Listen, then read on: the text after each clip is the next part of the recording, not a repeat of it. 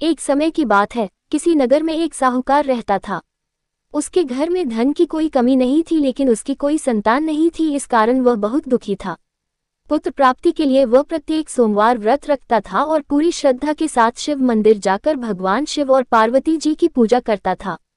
भक्ति देखकर एक दिन मां पार्वती प्रसन्न हो गई और भगवान शिव से उस साहूकार की मनोकामना पूर्ण करने का आग्रह किया। पार्वती जी की इच्छा सुनकर भगवान शिव ने कहा कि हे पार्वती, इस संसार में हर प्राणी को उसके कर्मों का फल मिलता है और जिसके भाग्य में जो हो उसे भोगना ही पड़ता है। लेकिन पार्वती जी ने साहूकार की भक्ति का मान रखने के लिए उसकी मनोकामना पूर्ण करने की इच्छा जताई। माता पार्वती के आग्रह पर शिवजी ने साहूकार को पुत्र प्राप्ति का वरदान तो दिया, लेकिन साथ ही यह भी कहा कि उसके बालक की आयु केवल 12 वर्ष होगी। माता पार्वती और भगवान शिव की बातचीत को साहूकार सुन रहा था। उसे ना तो इस बात की खुशी थी और ना ही दुख। वह पहले की भांति शिवजी की पूजा करता रहा। कुछ समय के बाद साहूकार के घर एक पुत्र का जन्म हुआ। जब वह बालक 11 वर्ष का हुआ तो उसे पढ़ने के लिए काशी भेज दिया गया। साहूकार ने पुत्र के मामा को बुलाकर उसे बहुत सारा धन दिया और कहा कि तुम इस बालक को काशी विद्या प्राप्ति के लिए ले जाओ और मार्ग में यज्ञ कराना। जहां भी यज्ञ कराओ वहां ब्राह्मणों को भोजन कराते और दक्षिणा देते हुए जाना। दोनों मामा भांजे इसी तरह यज्ञ कराते और ब्राह्मणों को दान दक्षिणा देते काशी की ओर चल पड़े। रात में एक नगर पड़ा जहां नगर के राजा की कन्या का विवाह था, लेकिन जिस राजकुमार से उसका विवाह होने वाला था वह एक आंख से काना था। राजकुमार के पिता ने अपने पुत्र के काना होने की बात को छुपाने के लिए एक चाल सोची। साहूकार के पुत्र को देखकर उसके मन में एक विचार आया। उसने सोचा क्यों न इस लड़के को दूल्हा बनाकर राजकुमारी से विवाह करा दूं। विवाह के बाद इसको धन देकर विदा कर दूंगा और राजकुमारी को अपने नगर ले जाऊंगा। लड़के को दूल्हे के वस्त्र पहनाकर राजकुमारी से विवाह कर दिया गया। लेकिन साहूकार का पुत्र ईमानदार था। उसे यह बात न्यायसंगत नहीं लगी।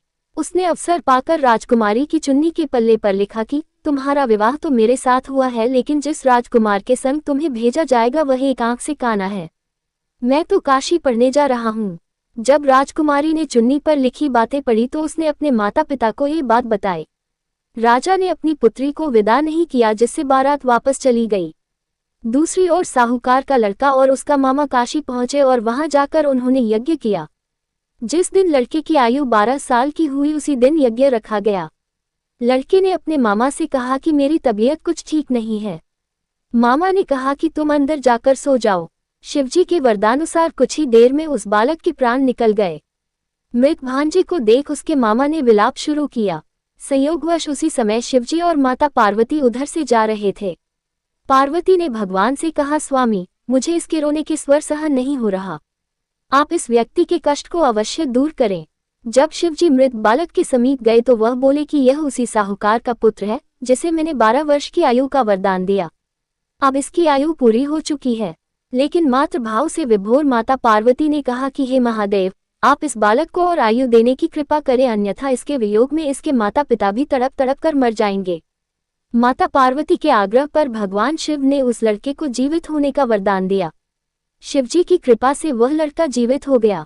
शिक्षा समाप्त करके लड़का मामा के साथ अपने नगर की ओर चल दिया। दोनों चलते हुए उसी नगर में पहुंचे जहां उसका विवाह हुआ था। उस नगर में भी उन्होंने यज्ञ का आयोजन किया। उस लड़के के ससुर ने उसे पहचान लिया और महल में ले जाकर उसकी खातिरदारी की और अपनी पुत्री को विदा किया। इधर साहूकार और उसकी पत्नी भूखे प्यासे रहकर बेटे की प्रतीक्षा कर रहे थे। उन्होंने प्रण कर रखा था कि यदि उन्हें अपने बेटे की मृत्यु का समाचार मिला तो वह भी प्राण त्याग देंगे, परंतु अपने बेटे के जीवित होने का समाचार पाकर वह बेहद प्रसन्न हुए। उसी रात भगवान शिव ने व्यापारी के स्वप्न में आकर कहा, हे श्रेष्ठी, मैंने तेरे सोमवार के व्रत करने और व्रत कथा सुनने से प्रसन्न होकर तेरे पुत्र को लंबी आयु प्रदान की है।